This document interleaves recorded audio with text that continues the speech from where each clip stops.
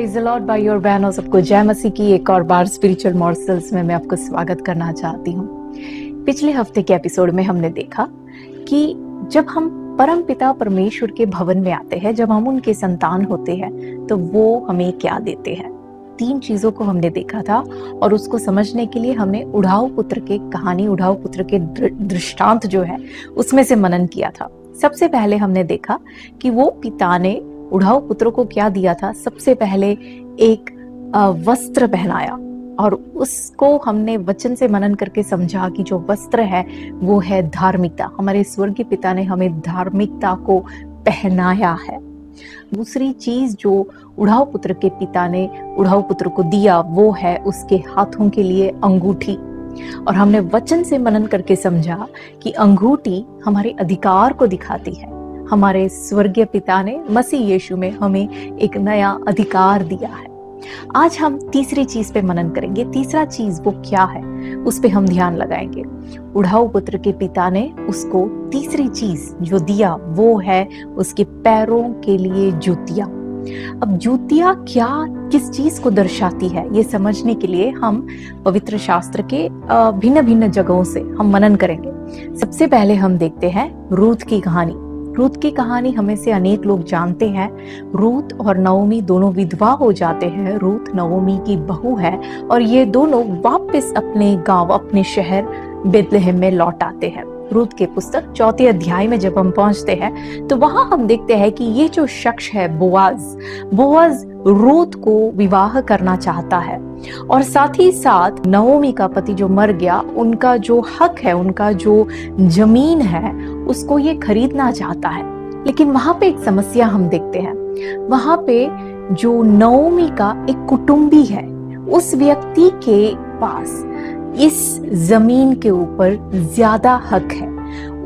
इस जमीन का जो विरासत है, सही इंसान वो कुटुंबी है।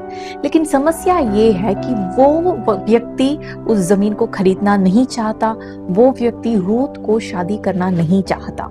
इसलिए वो अपना विरासत बोआज को देता है, अपना हक वो बोआज को देता है और वो दर्शाने के लिए वो अपना जूती उतार कर बोआज को पहनाता है। देखिए, उसमें से हमें समझ आता है कि जूती विरासत को दिखाती है। जूतियां जो है वो अपने हक को, हम जिस चीज को हमारे हक में, हमारे हाथों में क्या क्या है उस चीज को दर्शाता है। अब देखिए, दूसरी एक दृष्टांत को एक दूसरे जगह से हम देखते हैं कि दाऊद की कहानी यदि हम देखें, दाऊद के जीवन में यदि हम देखें तो जब वो अबसलोम से भाग कर जाता है, अबसलोम जब यरूशलेम को हमला करता है तो दाऊद अपने लोगों को लेकर भागता है। लेकिन भागते वक्त वो कैसे भागता है, उस भाग को यदि हम पढ़े तो हम देख सकते हैं कि वो नंगे पैर भागता है। वो अपनी जूतियां उतार कर भागता है, वो रोते हुए भागता है, लेकिन साथ साथ अपनी जूतियां को उतार कर भागता है। वो औरों को दिखाता है कि मेरे हाथ में जो कुछ था अब मेरे हाथ में कुछ नहीं रहा, अब मेरा कुछ भी नहीं है। औरों को दिखाने के लिए इस प्रकार वो भागता है।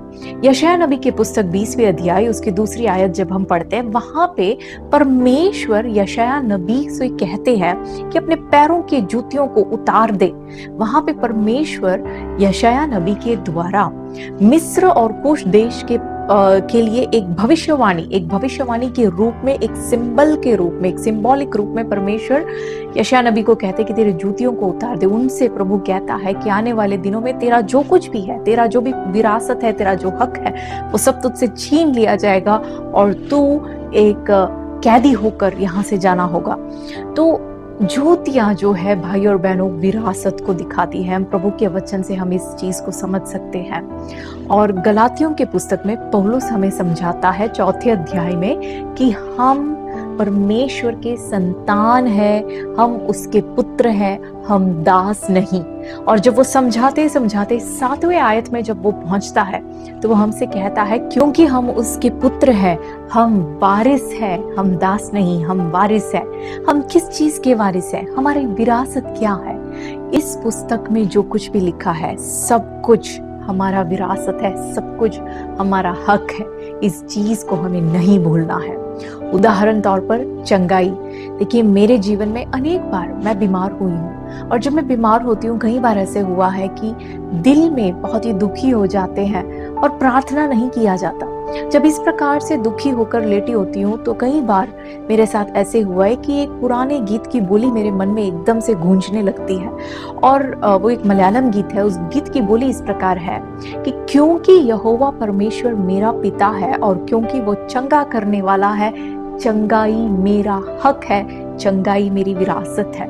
और जब वो बोली मेरे मन में आती है तो एकदम से मैं विश्वास से भर जाती हूँ और मैं सोचने लगती हूँ कि हाँ, जब चंगाई मेरा हक है तो मैं क्यों बीमार हूँ। और अपने हक को समझकर जब प्रार्थना करती हूँ तो उस अवस्था से मैं बाहर निकलती हूँ, मैं चंगाई प्राप्त करती हूँ। इस प्रकार मेरे जीवन में अनुभव हुआ है। और भी हमारे जीवन में जो विरासत है, शांति, प्रभु यीशु की शांति जो इस संसार हमें नहीं देती, इस शांति के बारे में एपिसोड 40 में, एपिसोड नंबर 40 में मैंने बहुत ही डिटेल में समझाया है। हमारा विरासत है, वो हमारा हक है। ये सब यदि प्रभु यीशु में था तो वो हमारा भी है, वो हमारा हक है। वचन में हमारे विरासत के बारे में जो कुछ भी लिखा है, सब कुछ हमारा है। ये हमें विश्वास करना है। पहले पतरस के पुस्तक पहले अध्याय के 4 आयत में पतरस हमसे यह कहता है कि हमारा विरासत जो है वो स्वर्गीय है, वो अविनाशी है, वो निर्मल है और वो अजर है। वो एक ऐसा मिराज है जो हमारे लिए स्वर्ग में रखा गया है। हमें उसका बाट जोना है, हमें जरूर मिलेगा। हमें इस बात को नहीं भूलना है कि हमारा दूल्हा आ रहा है। देखिए, मैं हाल ही में एक जर्नल पढ़ रही थी। एक व्यक्ति जिन्होंने एक यहूदियों के परंपरा के बारे में, यहूदियों के कल्चर के बारे में उन्होंने एक थीसिस लिखा है। तो उनकी जर्नल पढ़ रही थी, उसमें लिखा है कि कुछ यहूदी जो अलग अलग यूरोप के अलग अलग प्रांतों में या एशिया के अलग अलग प्रांतों में रहते थे, उनका रीति रिवाज के बारे में।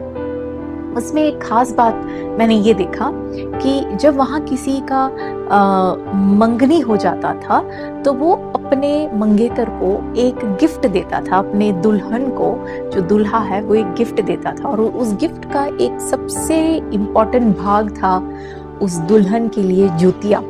और वो जूतियों का मतलब ये था कि जो कुछ भी मेरा है वो तेरा है, तू मेरी है। इस बात को दर्शाने के लिए वो इस तरह का एक गिफ्ट देने का एक प्रथा, वो कुछ लोग कहते हैं अभी भी कुछ जगहों में चलता है। मेरा कहने का मतलब ये है, भाई और बहनों, हमारा दूल्हा आ रहा है। हमें ये नहीं भूलना कि हम उसके दुल्हन हैं, हम किसके हैं, हमें वो नहीं भूलना। और हमारी विरासत क्या है वो हमें याद रखना है। हम इस संसार के नहीं, हमारा जगह स्वर्ग का है। हमारा जो सिटीजनशिप है वो स्वर्ग में है। इस बात को याद करते हुए अपने आप को हमारे दूल्हे के लिए तैयार करें। हमारे चारों तरफ जो बातें हो रही है आजकल, ये हमें बार बार बार हमें यही याद दिलाती है कि हमारे दूल्हे का आना बहुत ही निकट है। हम सब उसके लिए तैयार हुए। प्रभु आप सबको मदद करे। God bless you.